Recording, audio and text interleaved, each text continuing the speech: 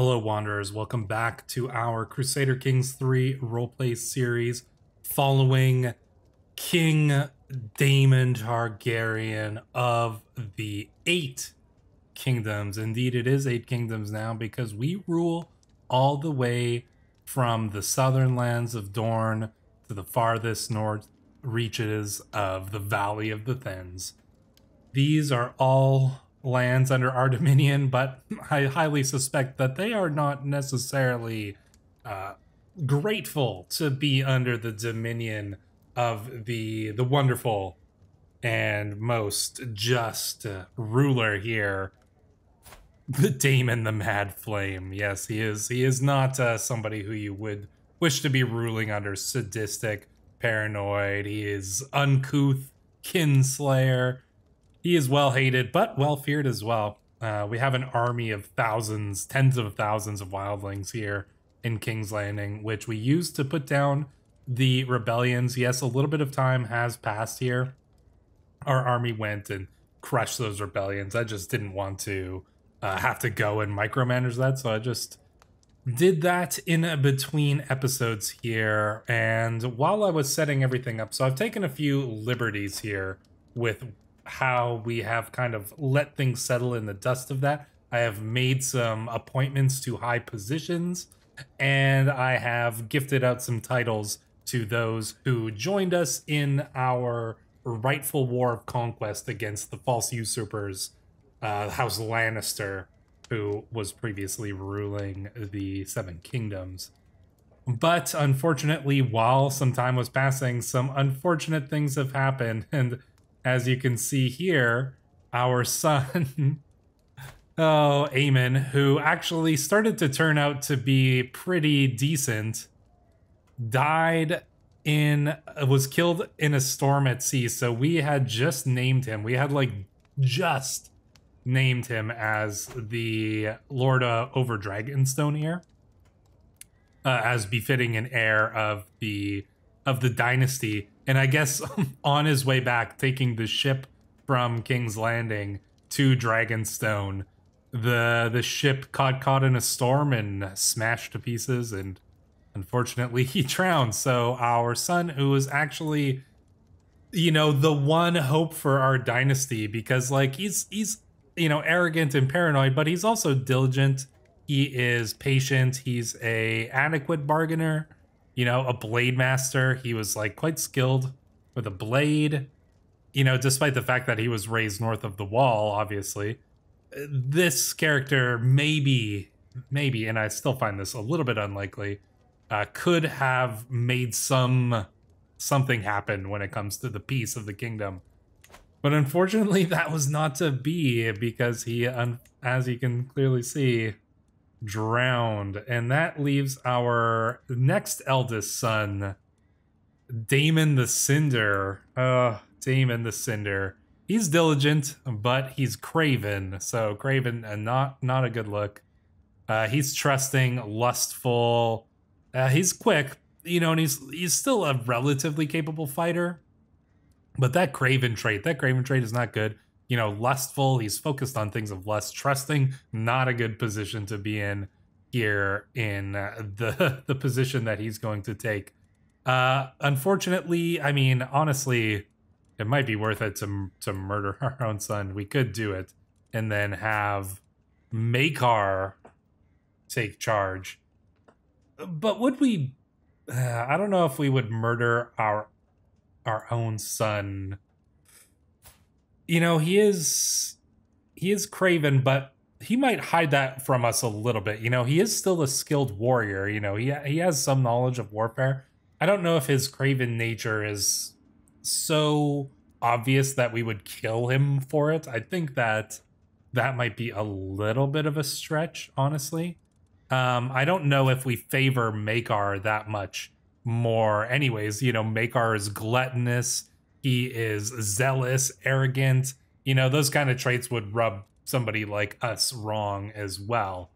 So it's not like we like Maekar much better than his brother, and the rest of our sons are, an interesting sort. Damien is actually, not too bad, but he's content, so he doesn't really care for it.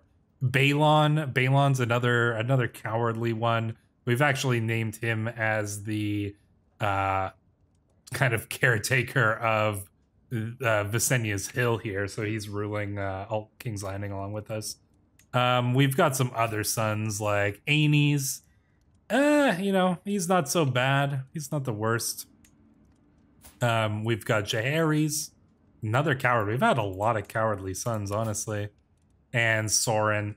None of our sons are particularly good. And I don't know if we really, like, care enough. I don't think we would, like, care enough to assassinate Daemon here just because, you know, we maybe don't have the best opinion of him. I don't think we have a good opinion of any of our sons. So, honestly, I think that we're just going to go along with this. He's got a cool nickname, too, the Cinder. But, so we give him Dragonstone. Hopefully he won't drown on the way there like his brother. But the main thing that I'm kind of concerned about here is just the stability of the realm. And frankly, it is not going to be that stable. But we'll get into that in just a moment because I want to go over some of the titles that we've given out and the kind of state of the realm as it is. So, first and foremost, obviously we needed to give our one and only friend here, Rickard Seafroth, who was an Ironborn. He did come from Cape Kraken here, but that's part of the Iron Islands now, really. Although we could have potentially given him some land over in this region, I was thinking about giving him Casterly Rock. You'll see that there is a new ruler of the Westerlands. But we'll get into that in just a moment. But I honestly thought that this position, the High Lordship of Rosby, was a pretty good one because if I remember correctly from the books, Rosby was a pretty big settlement, a pretty big town, and it had a fairly large like shipbuilding area and stuff. Like I think some of the fleet and stuff for the Iron Throne got built in Rosby. I don't know if that's exactly accurate, but I know it was like a pretty big town. I know that the Velaryons and stuff were obviously had a lot to do with the shipbuilding and things like that over in Driftmark, which is not ruled by the Velaryons anymore. They do still exist, but they don't rule Driftmark now. That's House Blackfyre for whatever reason. But I thought that Rosby would be a really good position, and we kind of keep our friend close at hand, and that's honestly a pretty good reward for him. So he has a son, Meldred Seafroth, who's actually, you know, pretty good. He's a handsome lad, rowdy, so, you know, not the worst character. Is he being raised by anyone? No, he's not. Let's make sure that he gets a good education. We can't, so, oh well, hopefully he does. In any case, I think that that is a pretty good reward. We've given out some lands, a few of the small lands that we've taken to some of our sons and relatives here. So we've got Lord Aegor, who has Dragon Dreams, which is cool. We've given him Rollingford here. This is our nephew. And we've given our son Aenys Briarcrest. He's actually a decent character, Aenys is. But, you know, he's not the eldest now, so that's unfortunate for him. But yeah, we've given out some lands around here, and this was probably the biggest one, was rewarding Lord Rickard with the lands of Rosby. So I think that that's pretty fair. Obviously, we've got Daemon here now ruling over Dragonstone. It calls him a king. It calls all of the Lord Paramounts king. He's obviously just the prince of the Iron Throne of the 8 Kingdoms, and now so he's got a bunch of titles. I originally gave him the Wall because obviously we went in. You know, the Night's Watch had nothing left right at this point, so we gave him the titles of the Wall. But now that his brother's dead, well, I guess you get them all. So what else have we done? Well, first and foremost, I'm sure you guys want to know House Peak, the original house we played through. In this scenario, well, we had to go and name them as the Lord Paramounts of the Reach. So here we have Lord Paramount Walter of House Peak. House Peak has finally ascended to that position that we had kind of been seeking with them in that first season, or yeah, the first season there when we were playing Lord Titus. We never achieved it, but we did gain them enough power, and House Peak joined us in our war of conquest, and we were successful. So I went and gave them the Lord Paramountship here, so they still rule from their lands here. Oh, I guess he's made White Grove his capital for whatever reason instead of Starpike. Your choice, but yeah, that's a good position for House Peak. They have risen up here to a level of great power, and they made the right choice there, obviously. The Hightowers did join with us as well, some of them anyways. So I actually went and took back. Did I? Yeah, I did. I went and took back the old town for House Hightower because the Tarleys were ruling it. So, you know, we went in there. I'm imagining we sent our massive Wildling army in, and we obviously had the forces of House Peak at this point, you know, and then of course, obviously we had the Hightower armies. So you can imagine that with that, the situation as it was, the House Tarley probably could have held out in the Hightower for a while, but they didn't really have much they could do in the face of this. And if they wanted to save their own skin, which they did, they're still extremely powerful. Returning Hightower to House Hightower was the prudent thing for them to do.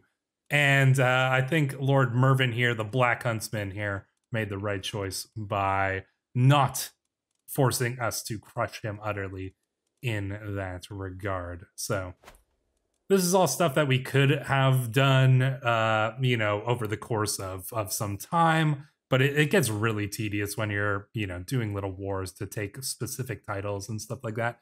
And I didn't really want to go through all that. There's no possibility of us really having lost at this point. We had such a big army, and you know, maybe they potentially could have raised something up against us, but I think at this point the overwhelming force we have was too much, especially in the wake of the immediate conquest of the Iron Throne. I think that with our massive Wildling army and the fact that we, you know, had these rulers, you know, turning against us, you know, we had Dorne as well, obviously was on our side. And once we took the Iron Throne, you know, the other lords were going to start falling in line. So really, it was going to be difficult for anybody to put up a fuss. We had those few rebels easily crushed. And so I think that at that point, doing a few things within reason seemed to make a lot of sense. So one other thing we did was we gave, I believe, there's a title here, House Osgrey went and gave us some assistance here. I don't even know where they are at this point. I think that, here we go.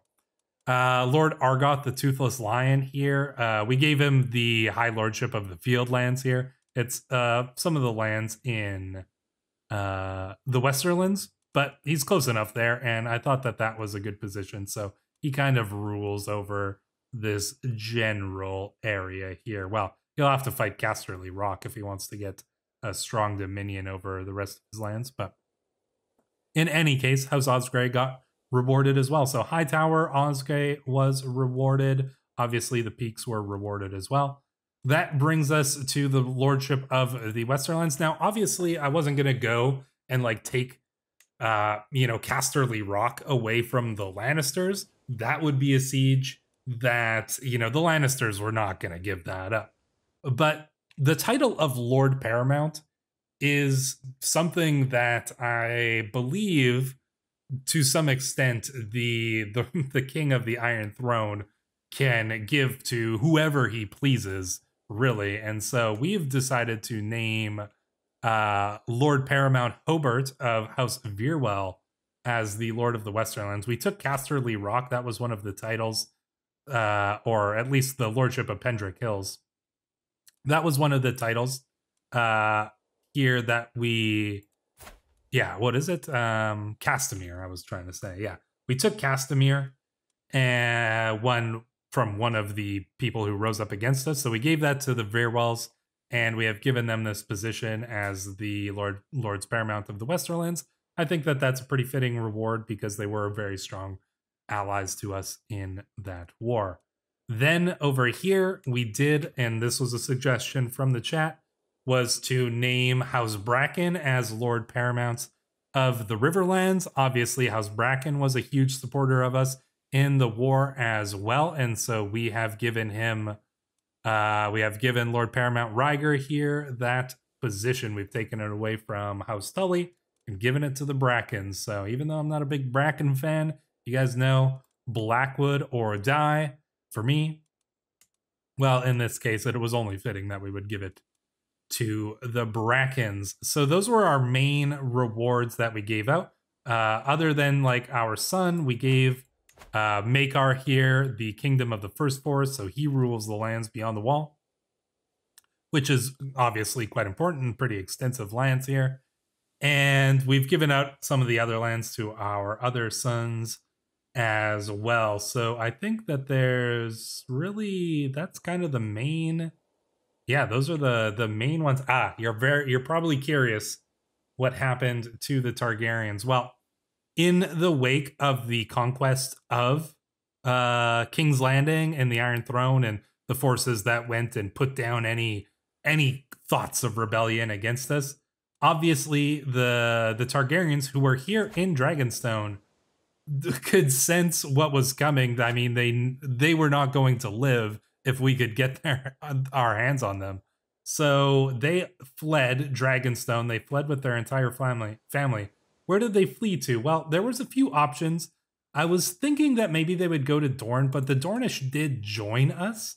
So I thought that that would be a little bit weird that they would flee to Dorne, because Dorne, and I'm going to talk about Dorne in just a moment. I think that Dorne might not have seemed like as safe of a bet there. So instead of sailing south, they took their lands and they sailed north here. Not all the way north to the north here, no. That didn't really seem to make a lot of sense to me.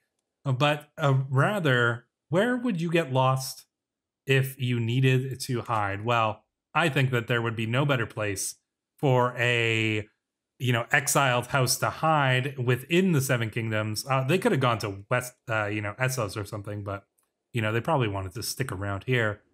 I thought that they would hide here in the Vale, so I have actually given them, or they have taken, or however you want to say it, the Lordship of Rockall. So we don't know that they're here. This is, look how remote this is. This is, on the coast. Barely anybody lives in this region here.